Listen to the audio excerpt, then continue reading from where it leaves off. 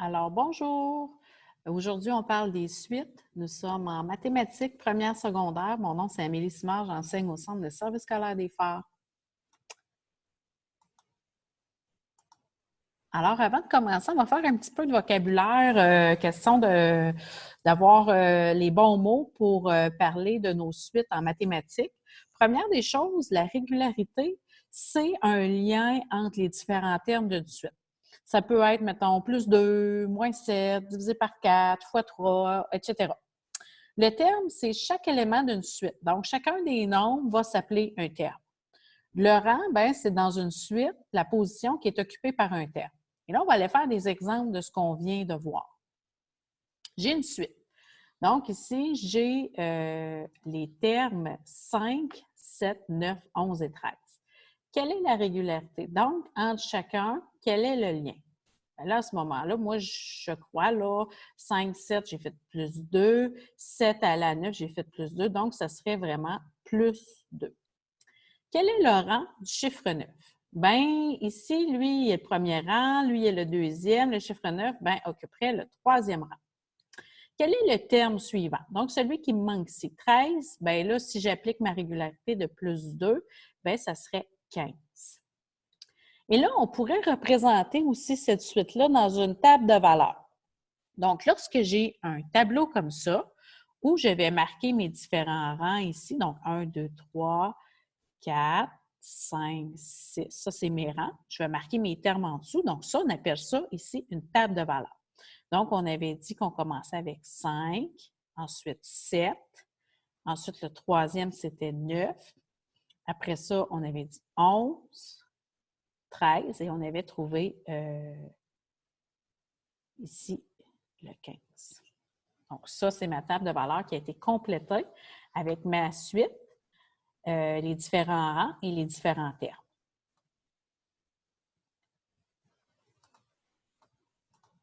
Mode de représentation des suites. En mathématiques, j'ai plusieurs façons de représenter mes suites. Je peux la décrire avec des mots. Donc, si je dis le premier terme de la suite est 11 et l'on obtient chacun des termes suivants en additionnant 4 au terme précédent, bien, les 5 premiers termes de la suite seront, bien, dans le fond, mon premier, c'est 11. Et ensuite, chacun des termes suivants, bien, j'additionne 4. Donc, 11 plus 4, ça va me faire 15.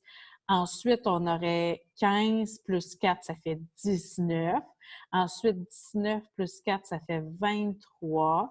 Et ensuite, on en cherche les 5 premiers. Donc là, j'en ai 1, 2, 3, 4. Donc là, 23, toujours avec la régularité de plus 4, ça va me donner 27. Donc ça serait ma suite. Mais je l'ai tout dit avec des mots. On aurait aussi une description qui serait possible par le dessin. Donc là, j'irais compter là, le nombre de carrés. Donc ici, j'en aurais 1, 2, 3, 4. Donc là, ici, j'aurais 4 qui seraient représentés. Ici, j'aurais 1, 2, 3, 4, 5.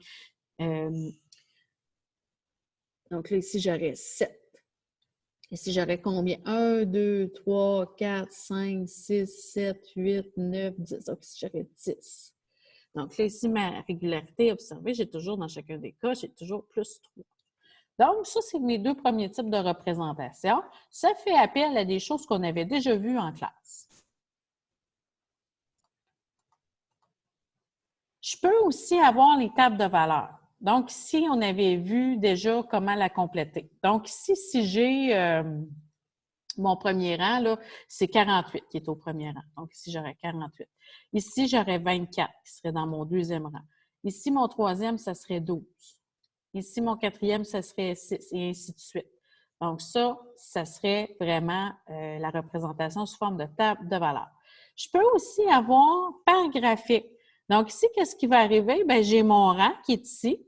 Donc, je passe souvent de ma table de valeurs. Donc, si je veux la dessiner, je ferais ça comme ça. Donc, là, ici, j'ai, en fait, je n'ai pas de point sur le sixième rang. Donc, j'irais me dessiner 5 cases. Donc, le rang 1, 2, 3, 4 et 5. Et là, mes termes, ça serait quoi? J'irais lire sur mon graphique. Donc, pour le premier rang, j'aurais 30. Ensuite, j'aurais 25 pour le deuxième. Donc, 25. Le troisième, il est à 20. Le quatrième, il est à 15. Et cinquième rang, j'ai 10. Donc, j'ai une suite qui est décroissante. Et la régularité, ce serait moins 5. Donc, je pourrais représenter aussi mes suites, soit par table de valeur ou soit par graphique.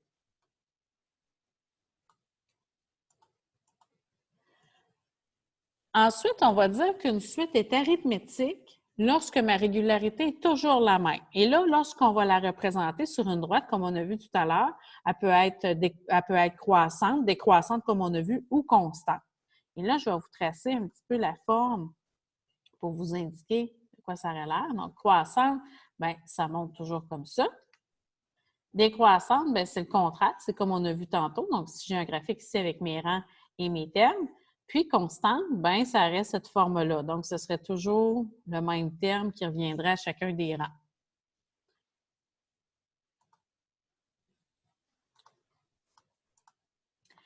Et là, maintenant, on va parler de la résolution d'équations algébriques. Donc, en première secondaire, on commence tranquillement à s'interroger sur comment on ferait pour résoudre une équation. Donc, lorsqu'on a la règle et le terme, on peut trouver le rang. Donc, on peut trouver ce qui est ici. Puis là, on va procéder à la résolution d'équations algébriques pour le faire. Et là, ici, on va voir, quand on va aller dans nos autres secondaires de mathématiques, qu'à l'endroit où c'est marqué le rang, bien, ça va devenir le X, puis où c'est marqué le terme, ça va devenir mon Y. Ça va être un petit peu plus tard en mathématiques de deuxième secondaire. On va voir nos principes de base pour la résolution d'équations algébriques. Donc, ça, c'est pour quand j'ai une valeur manquante, qui est mon rang dans ma suite. Donc là, je peux aller procéder à la résolution algébrique. Et là, qu'est-ce qu'il faut savoir? Puis on va faire un exemple tantôt, c'est que quand on tombe en résolution d'équation, la priorité des opérations est inversée. Donc ici, là, j'ai un petit tableau qui va me comparer arithmétique. Donc ça, c'est ce qu'on avait vu avec la PEMDAS, la priorité des opérations ici. Et algébrique, bien, c'est le contraire. C'est que dans le fond, je vais commencer par faire les additions, les soustractions. Ensuite, je vais faire les multiplications, les divisions, les exposants, puis finalement les parenthèses. Donc, c'est l'ordre inversé. Donc, ça ici, c'est ma résolution d'équation. Puis, il ne faut pas oublier que chaque côté de l'équation est équivalent. Ça, on avait déjà commencé à travailler cette partie-là. Donc, on a vu que dans une équation, j'avais différents termes et quand ça était égal, donc c'était égal ici et c'était égal là, et c'est le principe de la balance. On va aller se pratiquer.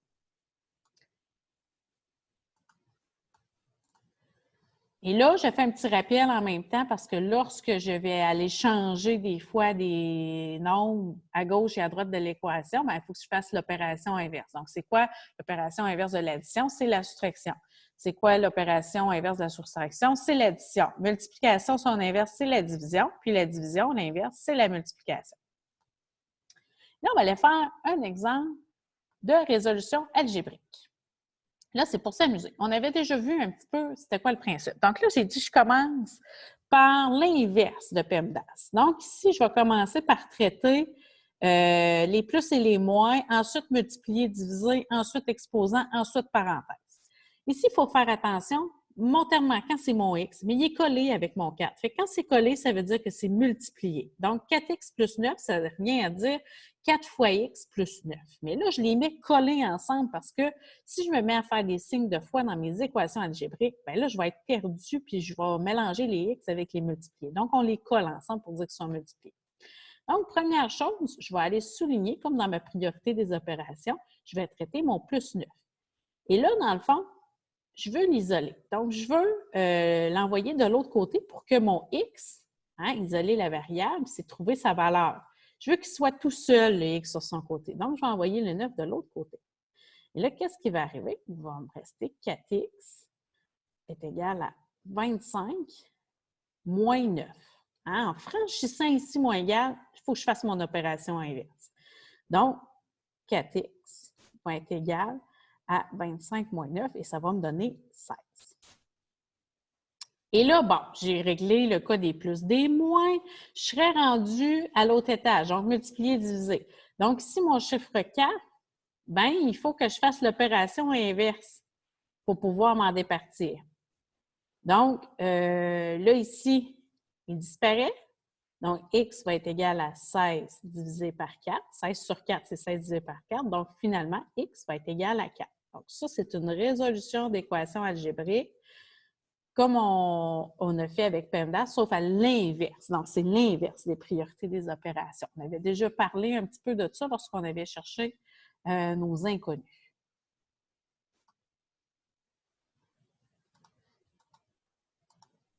Je fais un autre exemple. Lui, il est un petit peu plus compliqué parce qu'il y a une parenthèse.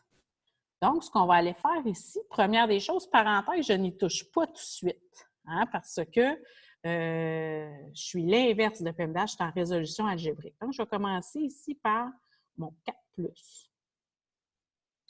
Donc, ici, je vais l'envoyer de l'autre côté.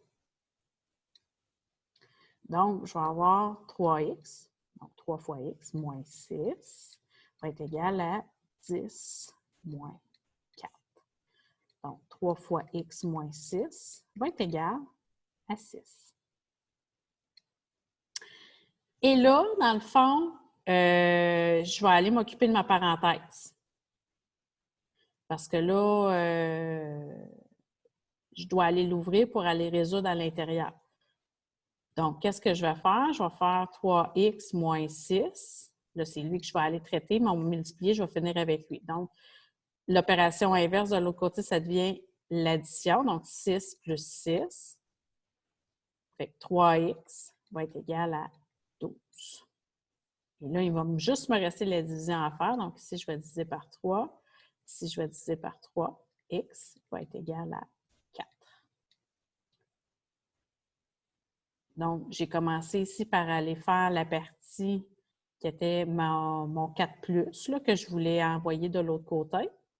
Ensuite, là, je travaille toujours à isoler mon X. Donc, lui, il faut qu'il soit tout seul de son côté. Fait que qu'est-ce que j'ai fait? Je suis allée ouvrir ma parenthèse, j'ai envoyé mon 4 de l'autre, mon moins 6 de l'autre côté. Il est devenu plus 6. Puis ensuite de ça, j'ai trouvé que la valeur de X était 4.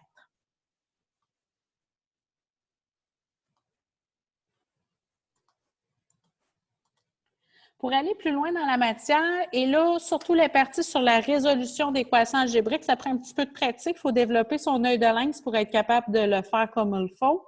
Je te suggère d'aller lire les suites sur AlloProf et aussi de faire les exercices sur NetMath. Ceux qui veulent aller plus loin là-dedans, dans le cahier sommet en ligne, c'est possible. Il y a des pages, c'est 265 à 291. Au moins, allez essayer quelques exercices pour se pratiquer.